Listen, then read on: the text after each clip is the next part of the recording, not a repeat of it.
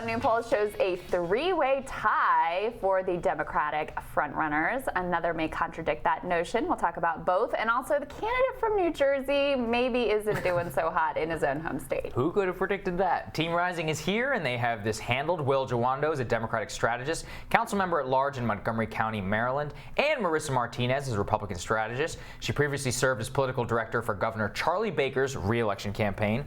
Welcome back to you both. Thank you. Thank you. All right, guys, we have a shock poll that rocked the political world yesterday. New Monmouth poll showing a statistical tie between Joe Biden, Bernie Sanders, Elizabeth Warren. Actually, Bernie Sanders up there with +6, Warren +5, and I think, what is it, Biden down by several percentage points. I think -6 points there. Will, is it a outlier poll, so to speak? I mean, this is Monmouth. This could be showing a major shift in the Democratic electorate right now. Yeah, this is a top-rated pollster.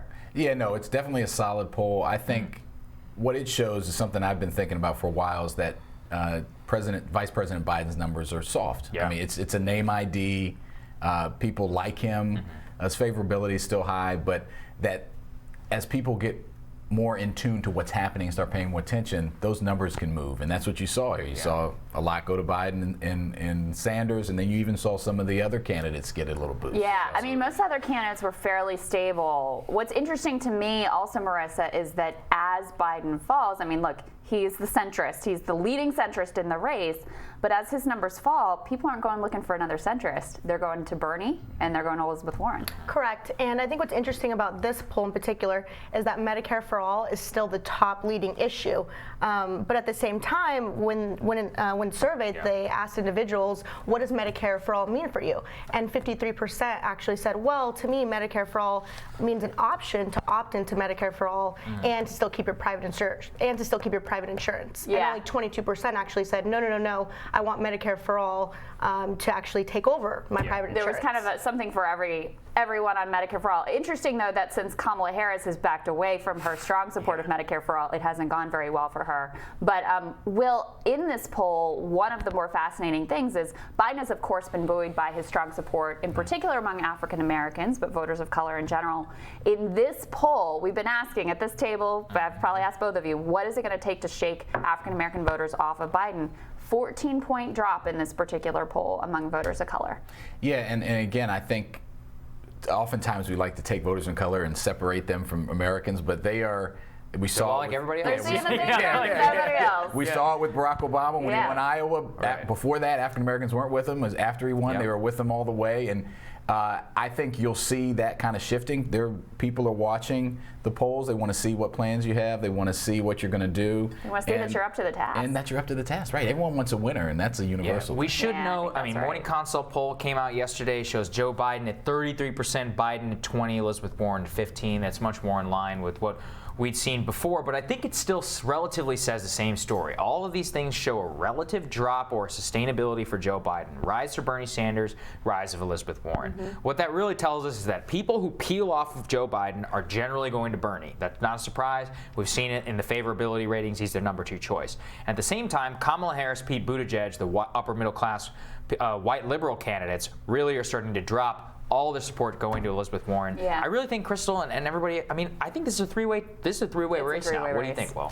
But, I think you see also Elizabeth Warren picking up some of that support from people that go away from Biden. And, I know, and we may talk about it later, she's wooing the DNC folks and seeming much, hold that thought. much more moderate. We'll talk about that. But I think you still have Biden, Harris, in the mix as well. And I think Booker, even though he's not doing well in New Jersey, which we'll talk about, there's some people hanging on at the end, but I think you're right. Biden, Sanders, and Warren definitely at the top 3, but you still have those people hanging out on the edge that have been consistent, and if the things shake up the way they could, one of the things I'm watching is, okay, if you have Warren and Sanders, the longer we get, where do those people go when it starts to be a tighter race Yeah. in the Well, I field think these contrast. three candidates best exemplify the Democratic coalition. So they Elizabeth do. Warren, highly educated white liberals; Bernie Sanders, the working class of America, pan-ethnic;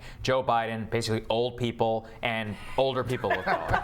I mean, so let's be honest. I mean, these are the people who voted. fair. A lot of them are I mean, you look at Democrats. the age brackets. Older as you working go class, up. retirees, these are mostly the people who support Joe Biden. So I think, Marissa, I mean, the real question is if when it comes down to those three, I think it remains relatively split. I don't think there's a coalescing necessarily around one candidate, even if the rest of them were to drop off. Yeah. I mean, I think at the end of the day, it's still, very, very early on in the cycle. Every presidential cycle, it seems like we're starting sooner and sooner and sooner.